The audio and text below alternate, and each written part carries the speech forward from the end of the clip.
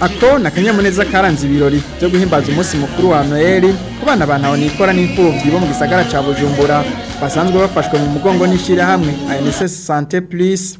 Aha Jeanne Gapia niyo nzima aserukira ishira hamwe ANSS SANTE LUS aravuga icatumye batunganya uwo munsi akaba kandi yarakengurukiye abafashije kugira ico gikorwa kiranguke.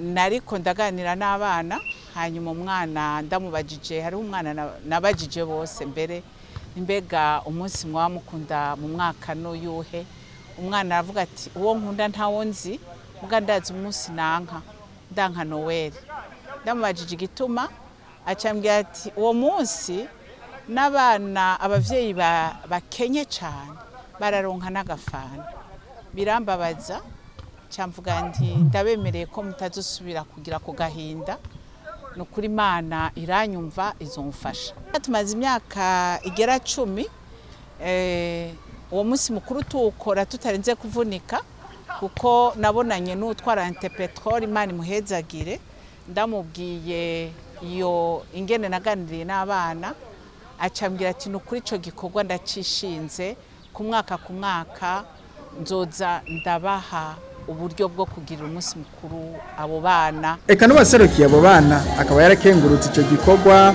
kuko cerekana ko abo bana bantahonikora bafise ababashigikiye. Ibi bituma turema ku mutima tugasubira kugira ivyizigiro mu buzima kuko tubona dushigikiwe.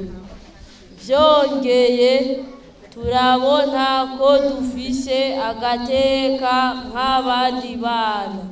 Imana ihezagire cyane ishira hamwe interpetrole ihezagire ibikorwa vyayo vyame bitera imbere. Muri ivyo birori abana bagera ku 100 bakaba bararonkejwe utuganuke dutandukanye.